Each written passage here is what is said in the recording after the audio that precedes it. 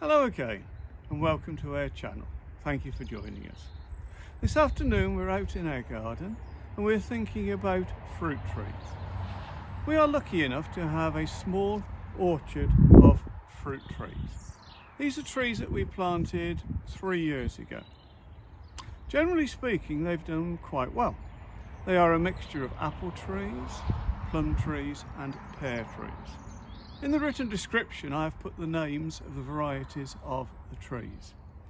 Basically the apples are a mixture of Worcesters and Coxes. The plums are Victorias and Green Gages. The apples are Williams and Conference. Unfortunately, one of our trees, a Victoria Plum tree, has failed. Unfortunately, it's died. And so we're going to replace it. And this afternoon we're going to show you the way that we plant our fruit trees. This is just our technique, the way that we prefer. Now when you buy fruit trees, you can obviously buy them in two different ways. You can buy them bare root or in pots, in containers. Many people prefer to buy bare root trees. Bare root trees are available from specialist suppliers during the dormant season for the trees. In other words, from the end of November until probably about the end of March. Bare root trees are quite a good way and a cheaper option if you're actually buying a fruit tree. Container trees, like this one here, are available all year round and basically can be planted at virtually any time of the year. Although we personally wouldn't plant them in summer because we would think that it would be too dry and too hot for them. And neither would we plant them in winter time if it was really cold, if the ground was frozen or anything like that. But otherwise, we would be quite happy about planting a container tree at virtually any time of the year. Now, when we're going to plant a fruit tree, what we do is, obviously, we dig a hole. In a moment or two, we're going to go over to where the hole is being dug. Our rule of thumb, our basic rule of thumb is that we dig a hole at least twice the size of the container that the fruit tree is contained in.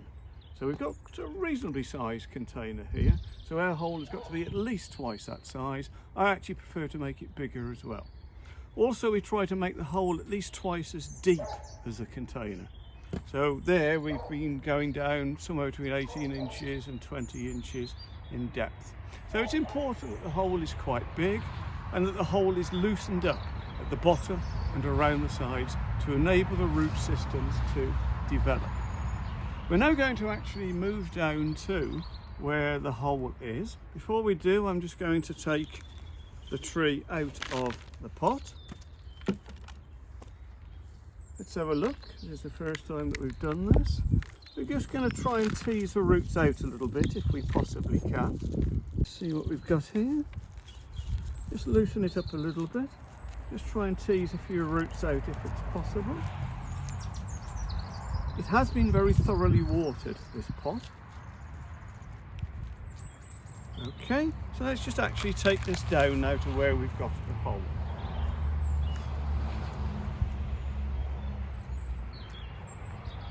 Now the hole, as I said, we believe in making a big hole. So you can see there that it's a lot bigger than the size of the tree and the compost around it. We always put some fertiliser in. Now this is a planting feed, a tree and shrub planting feed. It includes some of the fungi that are supposed to aid the development of roots. We've already started to put some soil down into the bottom of the hole there. The soil that we're putting down, well, it's a mixture of compost, garden compost, topsoil. It's a nice rich mixture. And we're going to put some of the planting feed in as well, sprinkling into the bottom of the hole. We've also put some of the planting feed into the soil that we're going to be putting back into the hole in a few minutes' time. Okay, so we've got our tree.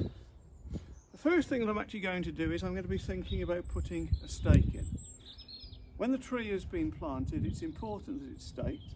I actually like to do this before, at the beginning, if it's a container grown tree. So I don't really want to put a stake right through the root ball if I possibly can. So I'm going to put a stake somewhere around about there, I would have thought. Slightly off centre, over to the side a little bit. The stake is basically for us going to be on the westerly side of where the tree is going to be located. And I'm just temporarily putting the stake in like that. I'll be actually firming it up a lot later on. So now let's have a look now at levels.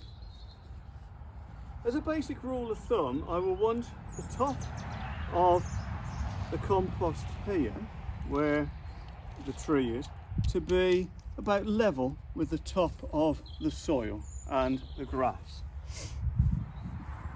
So I want that to be approximately level with where I've put that stick. But I'm bearing in mind that the ground is quite soft at the moment and it may sink down in, so I might be putting it just a little bit higher to allow for it to be firmed in and to actually sink down into the ground. But generally speaking, it wants to be about the height or just slightly below the level of the turf. So we've put some soil in already. I think we need to put some more in.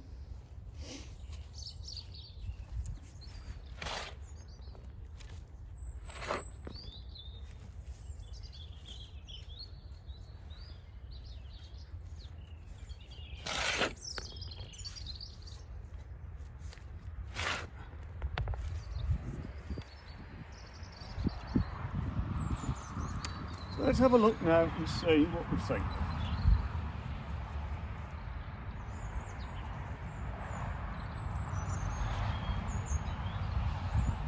That looks to be quite a reasonable sort of height, I would have thought. I think I'm going to put it just a little bit more soil in.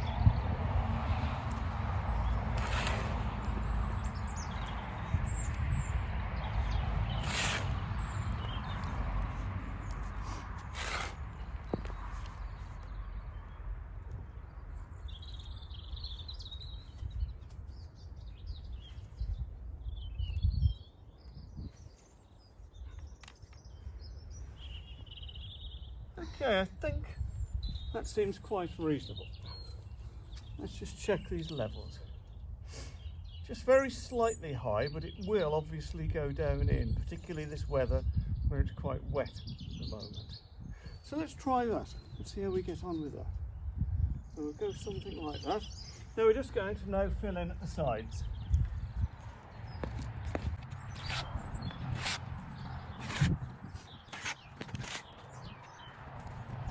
More of these fertilizer.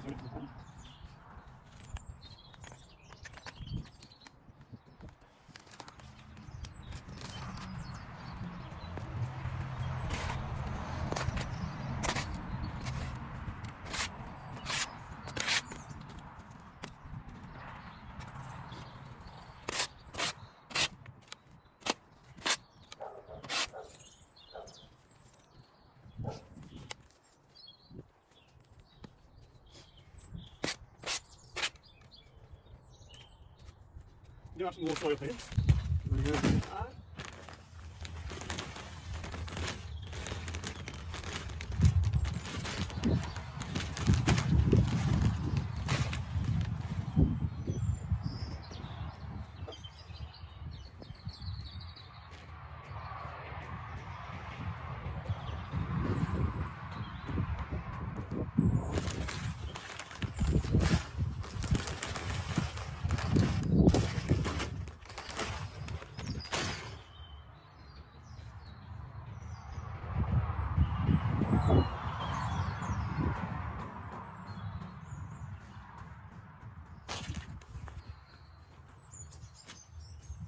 Now we're going to do some firming in.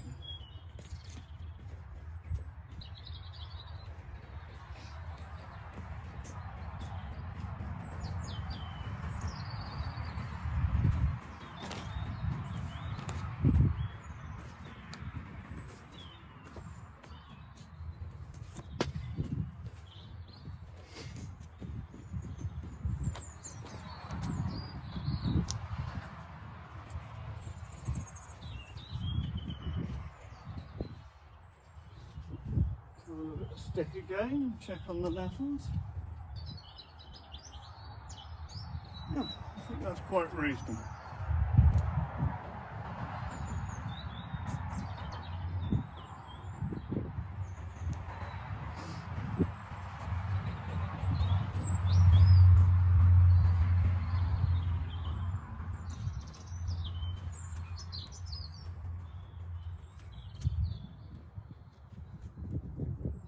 Okay, so we've done most of the hard work now. Obviously it needs to be tied in, so we will put a tie around there to actually tie the tree in to make sure it doesn't wobble about in the wind.